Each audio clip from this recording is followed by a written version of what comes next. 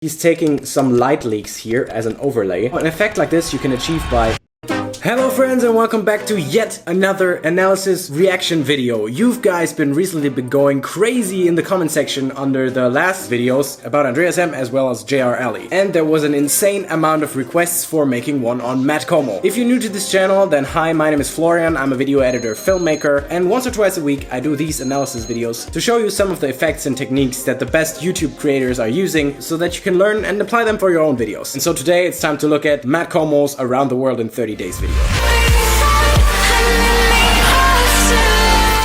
So, and since the absolute coolest part of the video was the very first 1.5 minutes, jam-packed with all kinds of effects, transitions, cool techniques, that's what we're gonna look at today. So let's press play and watch it, shall we? Life seems to be moving pretty quickly these days.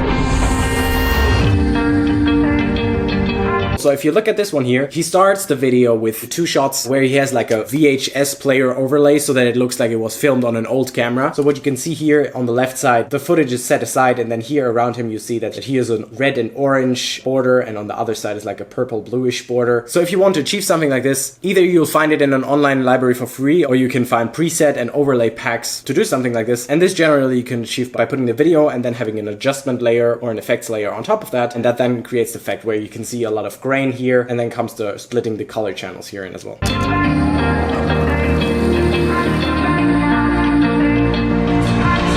And what I would really want you to focus in this video is how he's cutting to the beat, because that's one of the biggest things on how you can improve your filmmaking if you are a beginner videographer.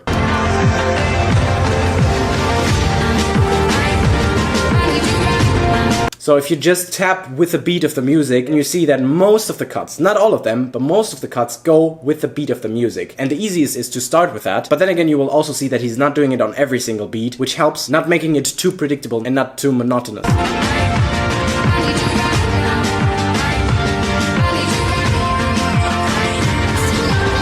And here you see that the music is building up, it creates that tension, and then he's getting faster on the pacing, getting faster on the cuts. And what he's also doing very often, he's using a lot of speed ramping. So when he's doing the cut, he speed ramps it and goes faster, and then you see that in between the motion of whatever he's filming is slowing down. I assume he films everything in 100 or 120 frames. And right before a cut, he speeds it up so that it gets a fluid motion into the next image. So here's a perfect example for that. Here you saw that right before the cut, he's speeding up to get into the next one. And here, this is something that he's using very often. So a little earlier in the video, there was a situation like this already. He's using a lot of very high resolution time lapses that he then creates some motion in the time lapse. I looked at it, the video is uploaded in 4K. So what I assume he's doing, he's taking those as pictures, even bigger than 4K resolution. And that allows him to do a lot of scaling and rotating without losing any quality. So if you look at this here, he's really moving the image down.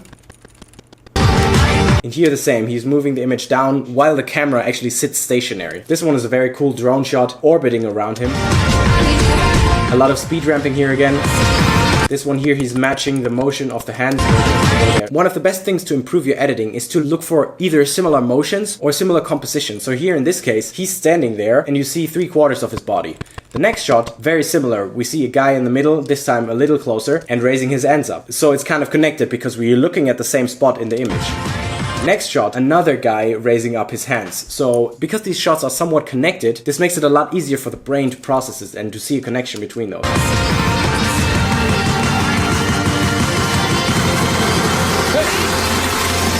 This is probably the coolest section of the entire first part. This effect here along the hallway could be done 2 different ways. Either he has a gimbal that allows him with a joystick to rotate the camera while he was walking forwards. The other option is that he just took the gimbal and walked forwards and then outscaled the image and then rotated it. And what you see also here is the footage is fast forwarded, so there's a lot of motion blur here. And then he speeds it up very much and connects it to another shot that does the same rotating movement, which makes it super connected. And then he's putting several of those clips behind each other and really makes them faster and faster, puts that right on the build up before the drops comes in the music, and that really gives you that intense feeling of now it's gonna get super exciting. So you see it's all kind of rotating movements here, same.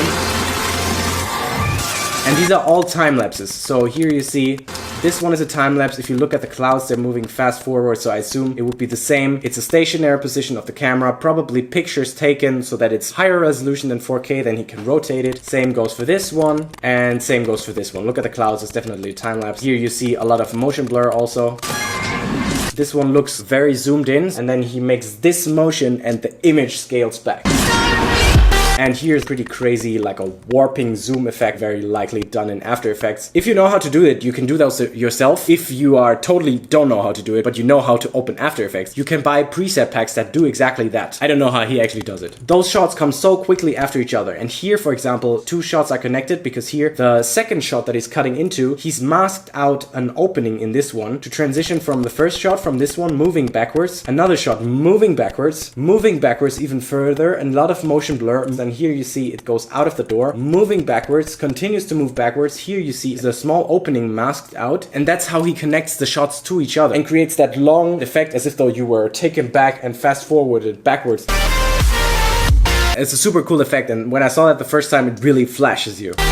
So if you wanted to record something like this, you can choose an alleyway or a street and take the gimbal and then walk from one end to the other and just go backwards or forwards. This is exactly, for example, what he did in this shot here. You go very close to that door and then just walk backwards on the gimbal. Take the gimbal and put it in lock mode so that it doesn't wobble left and right. And all those shots are done the same way, and that's how you can connect them very well. And then to end this section here, he's taking some light leaks here as an overlay that really gives you that flash in front of your eyes to then go in the helicopter. So an effect like this you can achieve by, there are a lot of preset packs. Look for something like light leaks, and those you overlay over the footage, and then it gives you like a flash, and that here masks this transition. So here for 3 or 4 frames you don't really see what's happening, and then it sort of fades away and reveals that he's suddenly in the helicopter.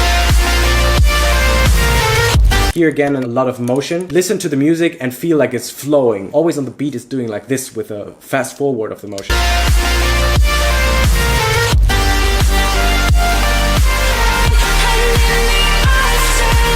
Really, really cool shot here, going up the Eiffel Tower. Here, a lot of drone shots, and the drone shots were filmed with a very fluid motion of the gimbal just tilting upwards. And then everything else is then done in post by speed ramping. This one here, for example.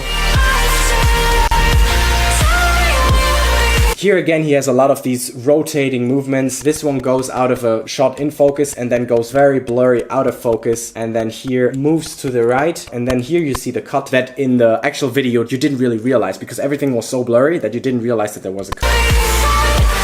And another way to connect shots like this is if at the end of your recording you just pan the camera away very quickly so that it creates a blur, and then at that blur you can connect the video. So here it blurs out, and then here it goes into a new shot.